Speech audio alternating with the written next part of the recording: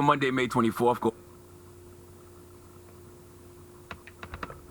goes to me, Leonard McKelvey. Contrary to popular belief, this is not the first time I've given myself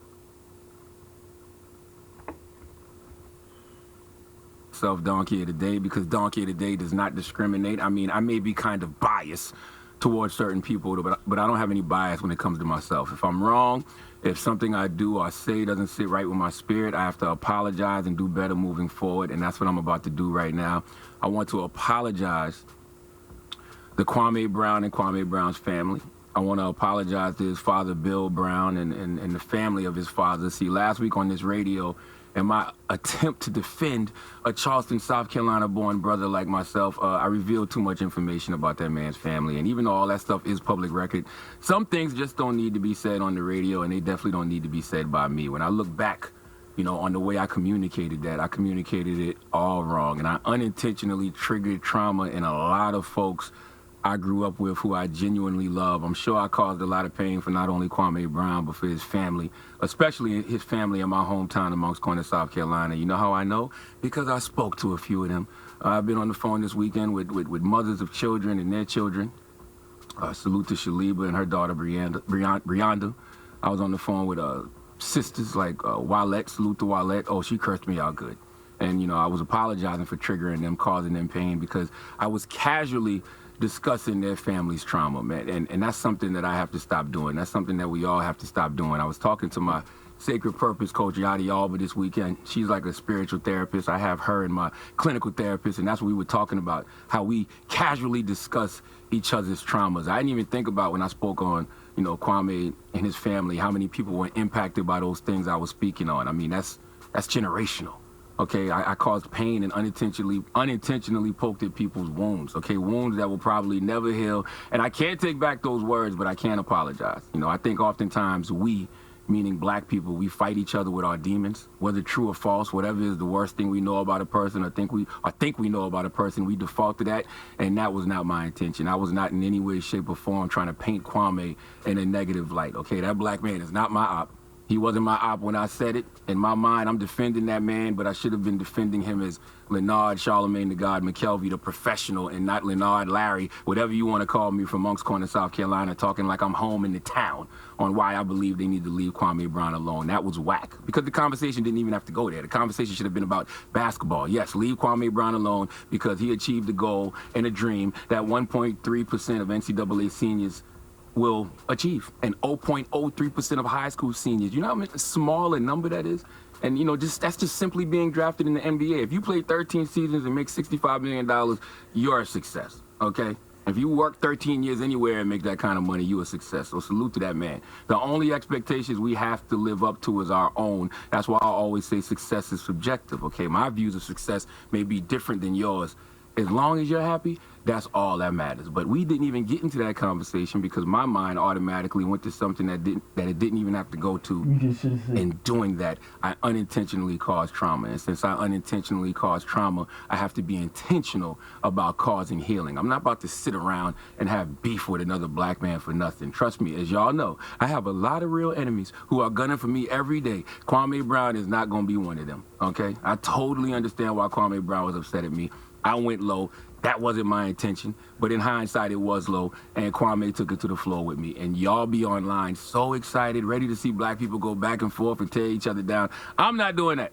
I'm not going back and forth if I feel like I wronged somebody. I'm going to apologize. That's what I think a good man does. A good man apologizes for the mistakes, you know, that he made, but a great man corrects them. Hopefully, I get the opportunity to do that one day, but for now, I just apologize. And I'm not beefing with a black man who's born where I was born and has family where I'm from. There's nothing on this planet that I love more than God, my family, and Moncks Corner, South Carolina, the whole low country, the 843. Drop on the clues bomb for the 843, okay? So when I say I sincerely apologize to Kwame Brown and his family and the family of Bill Brown and Moncks Corner, I mean that. Only thing I'm responsible for is my energy in recognizing my own insanity. And Eckhart Tolle once said, to recognize one's own insanity is, of course, the arising of sanity, the beginning of healing and transcendence. I truly believe if trauma can be passed down through generations, then so can healing. Me, Leonard McKelvey, I have never claimed to be perfect. In fact, I'm far from it. I'm not going to always get it right. The same things people listen to me for is the same things they hate me for because I talk too much. I overshare. I overshare about myself. I overshare about others, and that has historically gotten me in trouble. But we are all works in progress, and one of the most healing things you can do is recognize where in your life you are your own poison. And last week I was poisoned to Kwame Brown, Bill Brown, and their families. For that, I sincerely apologize. Please let Remy Ma give me Leonard McKelvey, Charlamagne the God, the biggest hee-haw. Hee-haw, hee-haw. You stupid motherfucker. Are you dumb? Yes, indeed. Donkey Today is brought to you by the law office of Michael S. Lamonsoff. Don't be a donkey. Dial pound 250 on your cell and say the bull if you've been hurt in a construction accident. That's pound 250 from your cell and say the bull.